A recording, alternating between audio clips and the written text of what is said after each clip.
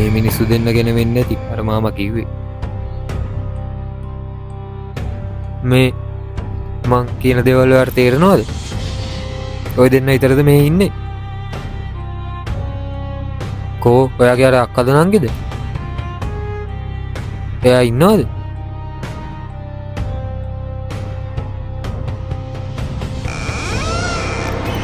අයියේ ඔය ආවද?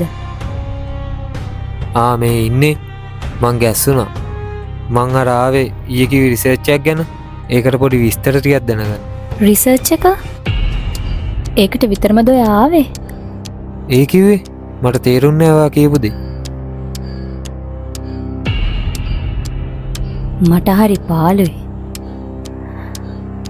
මට හරි තනි.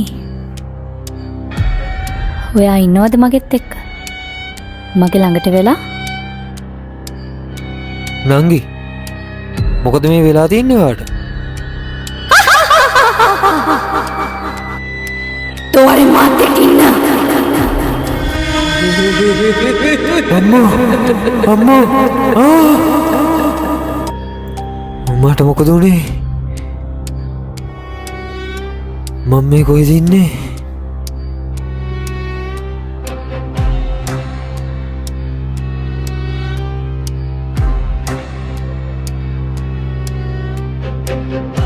මොකද උනේ?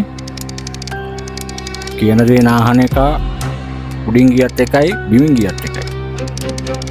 මං කිව්ව නේද ඒ ගෙවල් පැත්තේ යන්න එපයි කියලා. එළියට යන්කෝ මේ ගැන කතා කරන්න. ඒ ගෙදර මං දැක්ක දේවල් එතකොට? ඔව්. ඒ දැක්ක දේවල් හැබෑවක්. ඒ ගෙදර ඉන්න පොඩි කොල්ලට මලයක්ෂණයක් ආවෙස්ස වෙලා ඉන්නේ. ඒකේ ලේ වලට පෙරේටයි. තව ටිකක් වෙලා හැම හිටියනම් ඇඟේ ලේ බින්දක් ඉතුරු වෙන්නේ නැහැ. හොඳ වෙලාවට එහා ගෙදර කොල්ලා මහත්තයා ගෙදරට යනවා දැකලා මට පණිවිඩය කිව්වේ. ඒ විගහට තමයි මං දුවගෙන ආවේ. එනකොට මහත්තයා බිම වැටිලා හිටියා. කොල්ලයි මායි මහත්තයා උස්සන් ඇවිල්ලා ගුරුන් වහන්සේට කතා කරලා කරන්න උවමනා දේ කරා. ඇඟට එහෙම වැහුණා නම් ගුරුන් වහන්සේටවත් අයින් කරන්න පුළුවන් එකක් නෙමෙයි. ඒක ටික කතාවක්. මහත්තයාට ඒ වගේම වැඩක් නැහැ.